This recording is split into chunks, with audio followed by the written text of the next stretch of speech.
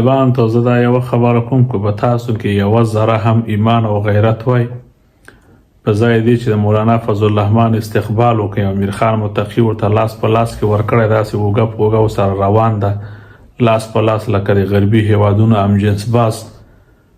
نو تاسې به د استاد یاسر یوه پوښتنه ترېنه کړې وه چې یاسر هم څه کړی ده د ملا عمر پوښتنه به هم ترېنه کړې وه د ملا برادر پوښتنه به هم ترېنه کړې وه چې 9 کاله د پاکستان په زندانونو کې داسې شکنجه ورکړې چې حتی د ژبې کلالت یې پیدا کړی یعنی تاسې دومره ضابطه شوي یاستئ دومره د نړیوالو د راتګ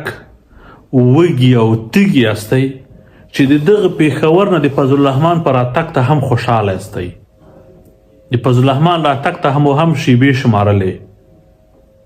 ستا موبین او دا نور چړي مړي 1400 1415 شپې